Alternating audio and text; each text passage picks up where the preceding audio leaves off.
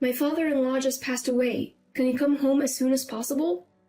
I got the call from my daughter-in-law Emilia while my son was taking a bath during a family visit. With an anxious tone, she informed me about my husband's death. Confused and shocked, I yelled into the phone. Wait a minute. My name is Janie. I am 51, and ever since the sudden loss of my husband, I've been raising our son Kobe as a single mom. Kobe, who was in high school at the time, has now graduated college and has been working for 3 years. After getting his job, he moved out and started living on his own. Now he's married, and he and his wife help each other to make a good life. His wife Emilia is on the quiet side and is, according to Kobe, good at household chores, a good wife. However, from the first time we met, she seemed distant, like she wanted to keep space between us. I mentioned it to Kobe, but he just laughed it off, saying it was all in my head, but I couldn't shake off the feeling. Emilia seems like she'd prefer to avoid our home. She only shows up for Thanksgiving and leaves without spending the night, which only confirms my suspicion. Kobe is my only son, and I had always hoped to get along with his wife. I've even asked Emilia directly if there was something bothering her. Being as gentle as possible, I asked if I had done anything to make her uncomfortable. She simply replied, "No, nothing at all." I eventually gave up on getting close to Emilia, thinking it's just the way younger people feel nowadays. They don't want to mingle with their in-laws, even if they live separately. What's more, I sensed a similar distance with Emilia's own parents when we met for the first time at the wedding. I mentioned to them that my husband had passed away years ago, and it seemed to create even more of a gap.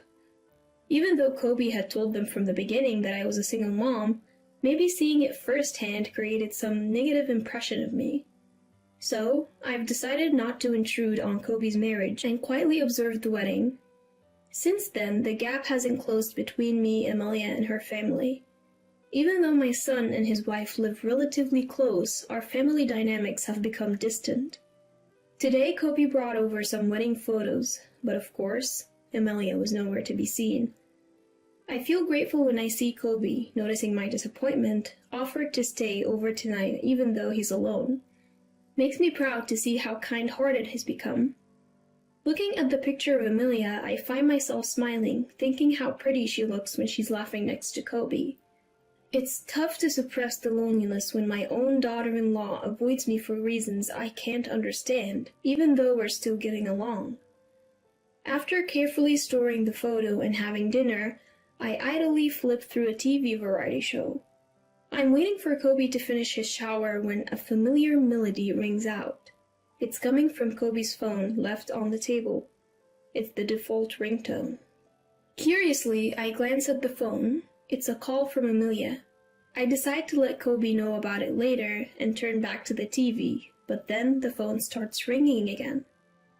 Given the incessant calls, I think it might be urgent, but hesitate to answer it myself. I reluctantly grab the still ringing phone and head to the bathroom to tell Kobe. "Kobe, Emilia's calling. The phone's been ringing a few times now." I subtly hint for him to pick up, but Kobe brushes it off, saying it's fine. "Charge it for me, will ya? Got any snacks? I could go for a drink after my shower. I'll be out soon. Grab something quick." "Well, you're really becoming like your dad, aren't you?" Holding the phone, I head back to the living room and try to plug it in. But I fumble and accidentally hit the answer button. In my rush to hang up, I hit the speaker instead, and Emilia's frantic voice bursts out. "Can you hear me? Dad has passed away. Come home as soon as possible." It looks like I've picked up a very serious call.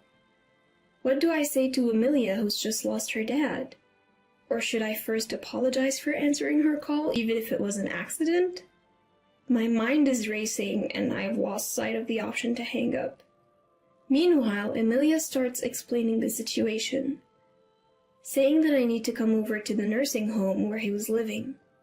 Startled, I ask when he had moved into a nursing home, considering he was fine until recently. "Huh? Mother-in-law?" Emilia had no idea that it was me on the line. She thought she was talking to Kobe, so her surprise makes sense. I quickly explained the situation and steer the conversation back to her dad. But she corrects me, slightly annoyed. It's not my dad. She says it's Kobe's father who has passed away and asks me to tell him to call her back before trying to hang up.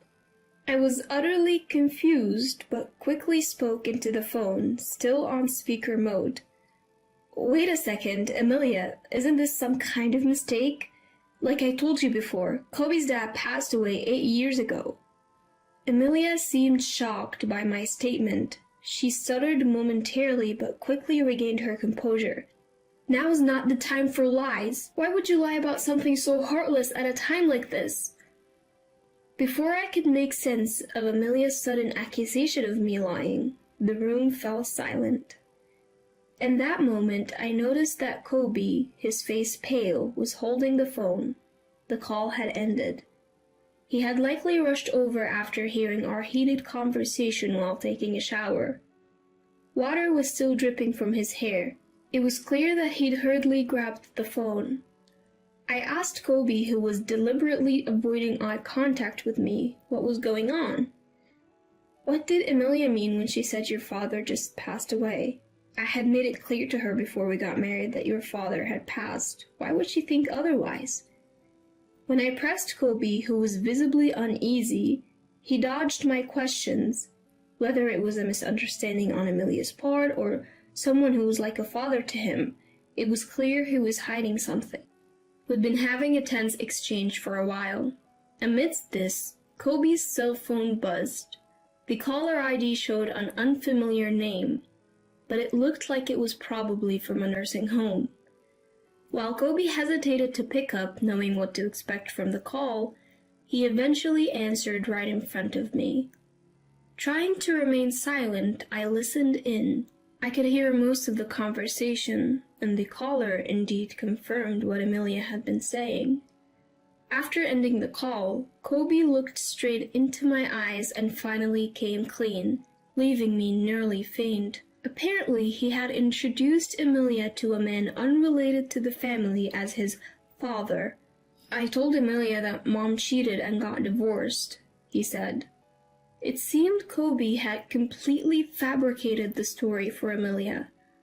According to this version, I had neglected my husband's suffering from early onset dementia, had an affair, and was the one who was served with divorce papers. But due to issues like alimony, I had dragged out the discussions. Eventually, taking advantage of the progression of my husband's condition, I forced him into a nursing home and pushed all the costs and responsibilities onto my son. After agreeing to the divorce, my ex-husband's dementia had already progressed to the point where the issue of compensation for the affair was swept under the rug. Kobe, who lied about our divorce to his parents-in-law, was careful not to show Emilia his marriage certificate when he submitted it. Listening to this story, my mouth was hanging open in disbelief.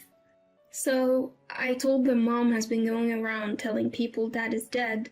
She's probably telling Emilia the same thing, but it's all lies, he explained.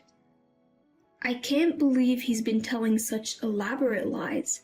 No wonder Emilia and my in-laws don't think highly of me. When I scolded Kobe for lying, he hung his head like a scolded child and mumbled that he wanted extra money for leisure. He thought he could lessen the amount he gives to Emilia by saying he was using it to pay for his father's care home. And shockingly, Kobe even aimed to inherit fake assets from another man. Kobe, who works as a caregiver, met a man with dementia who was a landlord when he went to assist at another facility. Although the man was not yet 70, he had multiple health issues and had entered the facility to receive end-of-life care.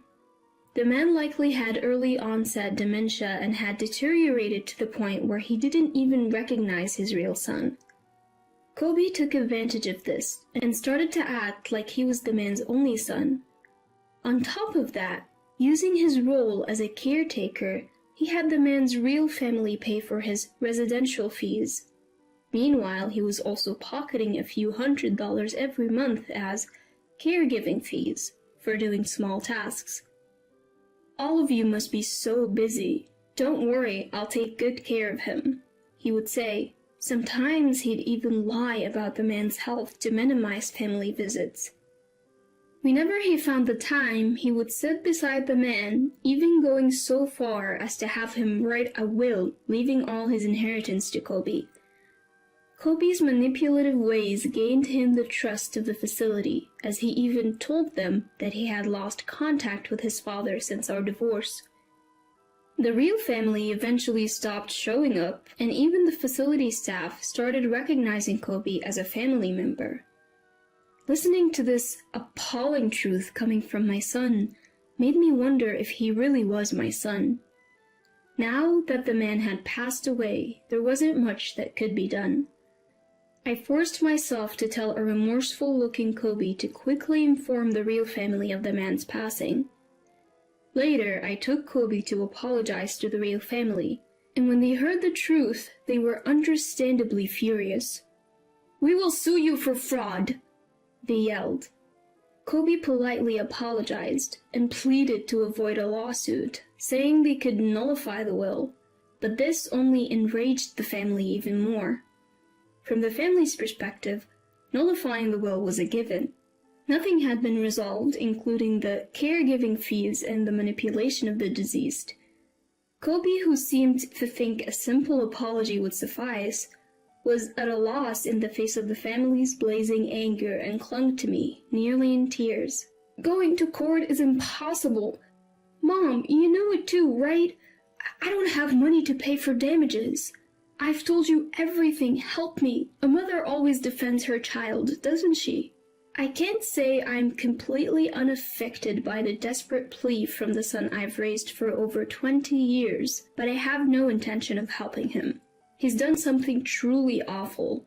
I believe he needs to face the full wrath of the family and offer a sincere apology from the bottom of his heart. I apologized deeply, just like Kobe had, and all I could do was show my sorrow to the family as a parent. From that point on, Kobe's life spiraled downward. Emilia, who was his wife, filed for a quick divorce and returned to her parents' home. When faced with the prospect of divorce for lying so egregiously and swindling money from others, Kobe argued back. "I don't want to break up. The money was also for Emilia." When they expressed their wish for a swift divorce and even threatened legal action and financial claims, Kobe had no choice but to back down. He knew that he could be in legal trouble for what he'd done. Although no claims had yet been made, he was being sued by the family of the deceased man. Perhaps he realized that he wouldn't be able to handle additional claims from Emilia. Furthermore, Kobe got fired from his job. The company claimed he damaged their reputation and shattered their trust in caregivers. After the court's decision, Kobe was required to pay back the caregiving fees he had received, as well as compensation for the emotional suffering of the deceased man's family. The will left by the deceased man was invalidated, taking into account the progress of his dementia. Kobe, who had almost no savings and was already unemployed, was now burdened with massive payments, including legal fees. Choosing city life for better job prospects, he rented a small, old apartment. He's barely making ends meet through day labor, trying hard to continue payments. He had reached out to me for help multiple times. Each time, I told him I had already helped enough by co-signing his lease and urged him to reflect on his mistakes. Now, juggling multiple jobs and searching for better paying work, he doesn't even have the time to complain. As for me, I continue to live alone. However, Emilia and her parents graciously visited me to apologize. They said they were sorry for their ill-mannered behavior, which was based on a misunderstanding of me. But I knew it was all my son's fault. We left it at that, acknowledging the unresolved issues between us. Since there were no children and the divorce was finalized, I don't expect to meet Emilia again. However, we still exchange seasonal greetings through letters.